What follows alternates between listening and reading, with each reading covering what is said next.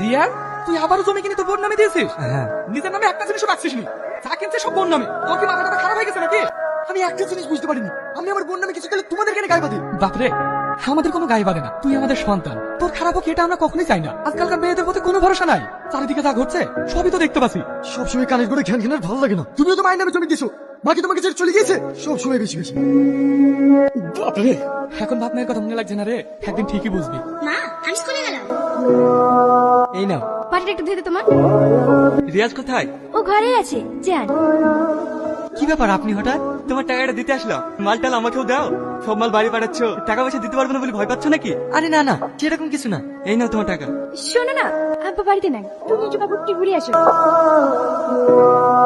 কি ব্যাপার হঠাৎ করে বাড়িতে? তোমাকে দেখতে খুব ইচ্ছে করছিল, তাই টাকা দেওয়ার বাহানে চলে আসলাম। বাবা, আজকাল একটু বেশি ইচ্ছে করছে মনে হচ্ছে। তোমার বউ যেদিন জানতে পারবে সেদিন বুঝতে পারবে। বউর বাপের টাকায় খাই নাকি? আমি বউকে দেখে ভয় পাই না। বাবা, বীর পুরুষ। ছাড়ো, কে চলে আসবে? কেউ আসবে না। তুই না? হ্যাঁ, যাই। রিয়াজ, কি ব্যাপার, এইভাবে হাঁপাচ্ছ কেন? খবর শুনেছিস? কি খবর? আরে কলকাতাতে যাকে আমরা মাল পাঠাতাম, সে সব টাকা মেরে দিয়ে পালিয়ে গেছে। সবাই 25 লাখ টাকা পাবো। তুমি কি বলছো? আমি তো 30 লাখ টাকা পাবো। কালকে আমাকে বাড়িতে টাকা দিতে হবে। তুই একবার ফোন করে দেখ না ভাই।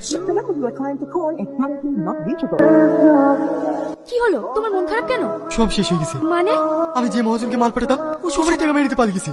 আমি ওর সঙ্গে 30 লাখ টাকা পাবো। আমাকে কালকে বাড়িতে টাকা দিতে হবে। আমি এখন কি করবো কিছু ভেবে পাচ্ছি না।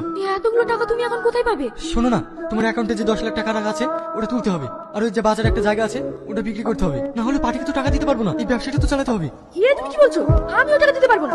আর ওই জমি তো তুমি আমার ভবিষ্যতের জন্য দিয়েছো, কেন বিক্রি করবো? আমি জমি বিক্রি করতে পারবো না। মা, মা, কি হলো? ওর মহাজন টাকা মেরে চলে গেছে, এখন বলছে আমার অ্যাকাউন্ট থেকে টাকা তুলে আমার নামে জমিটা বিক্রি করে ধার মেটাবে। তা কি করে হয়? ও কোনো টাকা দিতে পারবে না। আপনি কি বলছেন? আমার বিপদের সময় এগুলো তো আমার সম্ভব। তুমি তোর ভবিষ্যতের কথা ভেবে দিয়েছো, ওই টাকা তুমি কিছুই দেওয়া হবে না।